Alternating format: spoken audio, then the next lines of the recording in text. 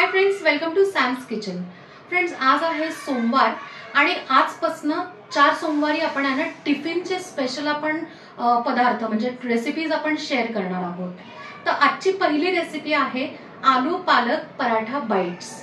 काय होतं ना फ्रेंड्स की मुलांना थोडंसं ना आपल्याला काही भाज्या किंवा काही गोष्टी ना अशा लपून छपून द्यायला लागतात। बऱ्याच ठिकाणी मुलांना पालक पण खात नाही, तर असं काहीतरी आपण थोडेसे वेगळे पदार्थ केले, त्याला नाव वेगळं दिलं आणि एकदम अट्रॅक्टिव्ह केले तर नक्कीच हे मुलांना पण आवडतात।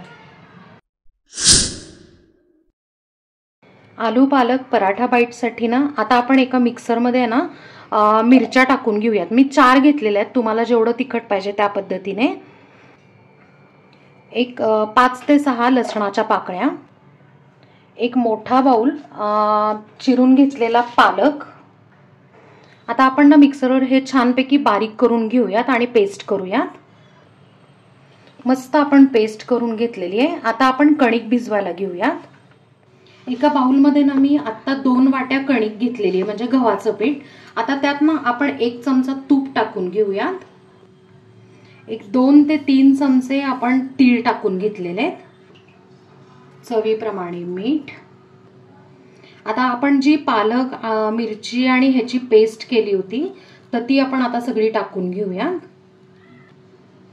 आता आपण छानपैकी ना हे कणिक भिजवून घेऊया आणि जर लागलं समजा तर कणिक तुम्ही परत अजून ऍड करू शकता। आपण पराठ्याचं वरचं जे कवर आहे ना तर त्याची कणिक छान आपण भिजवून घेतलेली, घट्ट भिजवलेली आहे कारण पालकाला पाणी सुटतं। आणि आता आपण ह्याला ना थोडंसं ह्याच्यावर तेल टाकूया आणि छानपैकी परत ग्रीस करून आपण ठेवून टाकूयात बाजूला।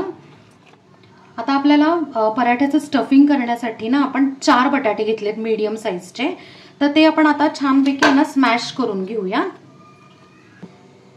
बटाटा स्मॅश करून घेतलेला आहे। आता चवीप्रमाणे आपण मीठ टाकून घेऊया, अर्धा चमचा लाल मिरची पावडर, 1 चमचा पावभाजी मसाला। आता पावभाजी मसाला टाकायचा नसेल तर तुम्ही ह्याच्यातनं लाल मिरची पावडर अजून वाढवली तरी चालेल।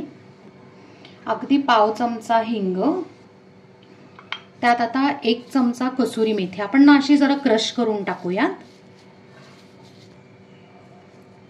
अशी छान क्रश केलेली टाकून घेऊयात ह्याच्यात। आणि आता हे स्टफिंग आपण परत ना मिक्स करून घेऊयात।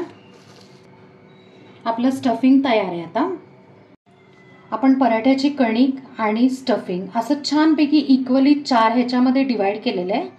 आपण पोळपाट घेतलंय आणि पहिला जो आपला गोळा आहे ह्याचा कणकेचा तो आपण पिठातनं काढलेला आहे आणि आता छानपैकी आपण आधी लाटून घेऊयात हा पराठा। आपण छानपैकी आहे ना आता ह्याचा पराठा लाटून घेतलेला आहे आणि मीडियम लाटलाय, फारही पातळ नाही आणि फारही जाड नाही। आता आपण काय करायचंय की आपण जो आहे स्टफिंग केलं होतं हा जो आहे गोळा तर तो आपण ठेवून आहे ना सगळीकडे इव्हनली असं स्प्रेड करून घेणार आहे। आपण आता हे स्टफिंग सगळं स्प्रेड केलेलं आहे। आता आपण काय करायचंय की हे असा छानपैकी घट्ट असा ह्याचा रोल करून घ्यायचा आहे। आपण मस्तपैकी असा रोल करून घेतलेला आहे।